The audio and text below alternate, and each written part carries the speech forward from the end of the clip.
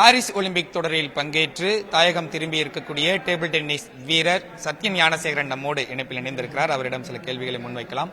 வணக்கம். முதற்கண் வாழ்த்துக்களை தெரிவிச்சுக்கிறோம். டேபிள் டென்னிஸ்ல இம்முறை ஒலிம்பிக்ல இந்தியா சிறப்பாக செயல்பட்டது. இருந்தாலும் பதக்கம் மட்டும் நமக்கு கிடைக்கல. இந்த ஒலிம்பிக் எந்த மாதிரியான பாடம் நம்மளுக்கு கற்றுக் கொடுத்திருக்கு?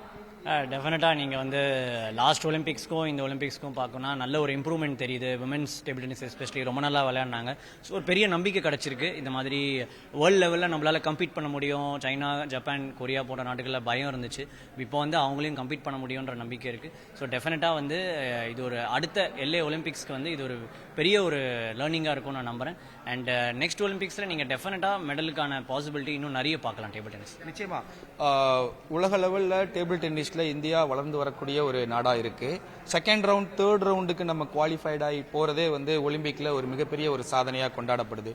ஏசியன் கேம்ஸ்ல நம்ம அந்த மெடலை ரீச் பண்ணிட்டோம். ஒலிம்பிக்ல நம்மளால அந்த மெடலை ரீச் பண்ணா அதுக்கு என்ன காரணம் அப்படின்னு நீங்க நினைக்கிறீங்க? டெஃபினட்டாக வந்து ஒலிம்பிக் கேம்ஸ் ஒரு பெரிய ஒரு ஃபீல்டு. ஏன்னா வந்து இப்போ டேபிள் டென்னிஸை பொறுத்த வரைக்கும் ஏஷியன்ஸ் மட்டும் இல்லாமல் யூரோப்பியன் கண்ட்ரீஸும் ரொம்ப நல்லா விளையாட ஆரம்பிச்சிட்டாங்க. ஸோ அதனால் வந்து ஒலிம்பிக்ஸில் வந்து நிறைய இன்னும் காம்படிஷன் அதிகமாகிடுச்சு. ஸோ நீங்கள் எவ்ரி டீமோட ஃபைட் பண்ண வேண்டியிருக்கு. அதுவும் 16 டீம்ஸ் தான் இருக்காங்கன்னா முதல் காம்படிஷனே உங்களுக்கு டஃப்பாக எனக்கு வாய்ப்பு இருக்குது. ஸோ ட்ராவும் வந்து நல்லா வரணும். ஸோ டெஃபினட்டாக வந்து அந்த ஸ்டேஜுக்கு நாங்கள் இப்போ தான் நெருங்கிட்டு இருக்கோம். டாப் 10 டீம்ஸ்குள்ளே வந்திருக்கோம். ஸோ ஒரு மெடல் வந்து கை கேட்டுற தூரத்தில் இருக்குது. ஸோ டெஃபினட்டாக இந்த இம்ப்ரூவ்மெண்ட் வந்து நீங்கள் அடுத்த ஒலிம்பிக்ஸ் வரைக்கும் நாங்கள் நல்லா இம்ப்ரூவ் பண்ணுவோம் நம்பிக்கை இருக்கு. நிச்சயமா நம்ம மெடல் பக்கத்தில் வந்துட்டோம், நிறைய சாதனைகள்லாம் பண்ணிட்டு வரோம். இன்னும் என்ன ஃபைன் டியூன் பண்ணா ஈஸியா ஒரு நம்ம மெடல் நமக்கு கைக்கு கிடைக்கும் அப்படின்னு ஃபீல் பண்றீங்க? அப்படின்னா நீங்க ஏசியன் சாம்பியன்ஷிப், ஏசியன் கேம்ஸே வந்து ஒரு மினி ஒலிம்பிக் மாதிரி தான். அந்த இடத்துல நம்ம மெடலை ரீச் பண்ணிட்டோம். ஸோ ஒலிம்பிக்ல இன்னும் ஒரு சின்ன ஃபைன் டியூன், இந்த பிரச்சனை தான் நம்மள்ட்ட இருக்கு, இதை மட்டும் நம்ம சரி பண்ணோம் அப்படின்னா நம்மளுக்கு மெடல் கன்ஃபார்மா கிடைக்கும் அப்படின்னா நீங்க என்ன சொல்லுவீங்க?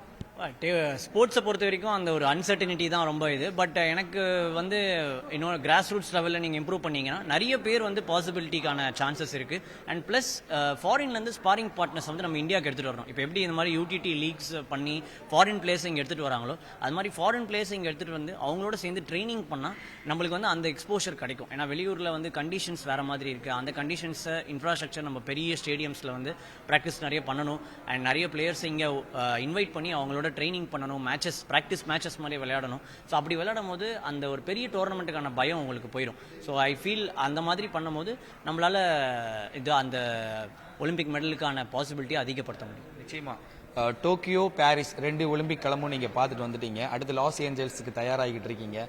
ஸோ அடுத்த ஒலிம்பிக் எப்படி இருக்கும், அதுக்கான முயற்சிகள் என்ன பண்ணணும் அப்படின்ற ஒரு மைண்ட் செட் என்ன இருக்கு உங்களுக்கு? டெஃபினட்டாக 4 வருஷன்றது ரொம்ப அதிகமான ஒரு பீரியட் ஸ்போர்ட்ஸை பொறுத்த வரைக்கும்.